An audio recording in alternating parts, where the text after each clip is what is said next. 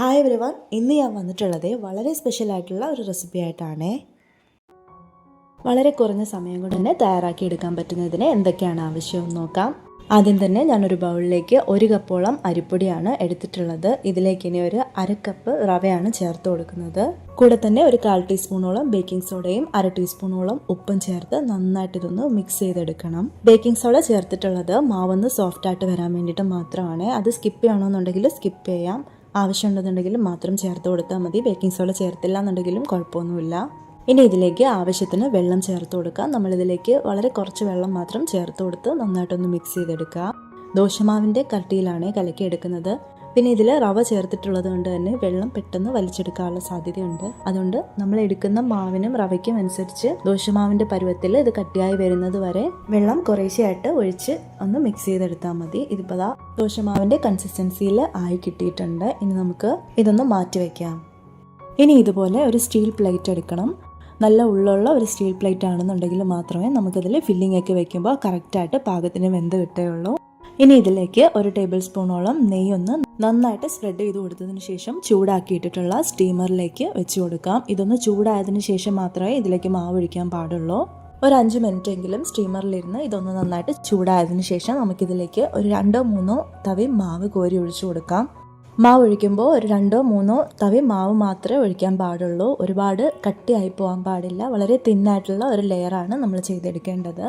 മാവ് ഒഴിച്ചതിന് ശേഷം നമുക്ക് സ്റ്റീമർ മൂടി വെച്ച് മീഡിയം ടു ലോ ഫ്ലെയിമിൽ ഒന്ന് കുക്ക് ചെയ്തെടുക്കാം. ഈ സമയം തന്നെ നമുക്ക് ഫില്ലിങ്ങിനായിട്ടുള്ള പ്രിപ്പറേഷൻ ചെയ്യാം. 250 ഗ്രാമോളം ശർക്കര ഒരു 1/4 ഗ്ലാസോളം വെള്ളത്തിൽ പാനിയാക്കാനായിട്ട് വെച്ചിട്ടുണ്ട്. ഫ്ലെയിം മീഡിയം ടു ലോ ആയിട്ട് തന്നെ കീപ്പ് ചെയ്യണം. നമ്മുടെ മധുരത്തിന് ആവശ്യമായിട്ടുള്ള ശർക്കര എടുക്കാവുന്നതാണ്. ഇനി ഇതിലേക്ക് അത്യാവശ്യം നന്നായിട്ട് തന്നെ പഴുത്തിട്ടുള്ള 2 ഏത്തപ്പഴമാണ് ചേർത്ത് കൊടുക്കേണ്ടത്. ഏത്തപ്പഴം എടുക്കുമ്പോൾ നല്ല പഴുത്ത ഏത്തപ്പഴം എടുക്കാൻ തന്നെ ശ്രദ്ധിക്കുക. ഏത്തപ്പഴം അല്ലാന്നുണ്ടെങ്കിൽ നിങ്ങൾക്ക് ഇതിലേക്ക് തേങ്ങ ചേർത്തും ചെയ്തെടുക്കാം. അതും നല്ല ടേസ്റ്റാണ്. നമ്മൾ ഇലയുടെയൊക്കെ ഉണ്ടാക്കുന്നത് പോലെ ഉണ്ടാവും. ഇനി ഇതിലേക്ക് അല്പം നെയ്യും 2-3 ഏലക്കായും കൂടെ ചേർത്ത് കൊടുക്കാം. ഏലക്കാപ്പൊടി ചേർത്ത് കൊടുത്താലും മതിയാവും.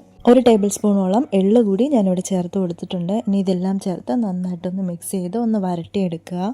2-3 മിനിറ്റിനുള്ളിൽ തന്നെ ഇതിപ്പോൾ റെഡി ആക്കിയിട്ടിട്ടുണ്ട്. ഇനി ഇതൊന്ന് ഫ്ലെയിം ഓഫ് ചെയ്ത് മാറ്റി വെക്കാം. നേരത്തെ നമ്മൾ തയ്യാറാക്കാനായി വെച്ചിട്ടുണ്ടായിരുന്ന ആ ഒരു ബാറ്റർ വെന്തിട്ടുണ്ടോ എന്ന് നോക്കാം.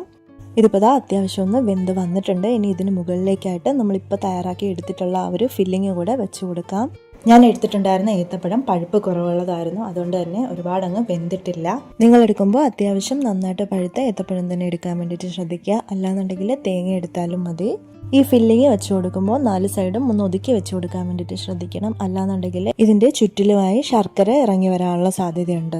ഇനി ബാലൻസ് ഉള്ള മാവ് കൂടി ഇതിന് മുകളിലേക്കായിട്ട് ഒഴിച്ച് സ്റ്റീം ചെയ്തെടുക്കാം. മാവ് ഇതിന് മുകളിലായിട്ട് ഒഴിക്കുന്നതിന് മുമ്പ് അതിൻ്റെ കൺസിസ്റ്റൻസി ഒന്നുകൂടെ ഒന്ന് നോക്കി പാകമാണോ നോക്കിയതിന് ശേഷം മാവ് ഒഴിക്കുക. റവ ചേർത്തിട്ടുള്ളത് കൊണ്ട് തന്നെ ഒരു 10-15 മിനിറ്റ് കഴിയുമ്പോഴേക്കും മാവ് അല്പം ഒന്ന് കട്ടിയാവാനുള്ള സാധ്യതയുണ്ട്. മാവ് കട്ടിയായി പോയിട്ടുണ്ടെങ്കിൽ ഒരല്പം വെള്ളം കൂടെ ഒഴിച്ച് മാവൊന്ന് ലൂസാക്കിയതിന് ശേഷം മൊത്തത്തിലൊന്ന് സ്പ്രെഡ് ചെയ്ത് കൊടുത്ത് വീണ്ടും ഒരു 15 മിനിറ്റോളം നമുക്ക് ഒന്നുകൂടെ ഒന്ന് സ്റ്റീം ചെയ്തെടുക്കാം. ഇതിപ്പോൾ 15 മിനിറ്റ് ആയിട്ടുണ്ട്. ഇതിപ്പോൾ നല്ല പെർഫെക്റ്റ് ആയിട്ട് റെഡി ആയി വന്നിട്ടുണ്ട്. ഇനി നമുക്കിത് തണുക്കാനായിട്ടൊന്ന് മാറ്റി വയ്ക്കാം. നന്നായിട്ടൊന്ന് തണുത്തതിന് ശേഷം മാത്രം നമുക്കിത് മറിച്ചിട്ട ശേഷം കട്ട് ചെയ്തെടുക്കാം. റെസിപ്പി ഇഷ്ടമായിട്ടുണ്ടെങ്കിൽ ചാനൽ സബ്സ്ക്രൈബ് ചെയ്യാൻ മറക്കല്ലേ. അപ്പോൾ നെക്സ്റ്റ് നിങ്ങൾക്ക് യൂസ്ഫുൾ ആവുന്ന നല്ലൊരു വീഡിയോ ആയിട്ട് കാണുന്നത് വരയ്ക്കും. Thank you for watching and stay tune my channel.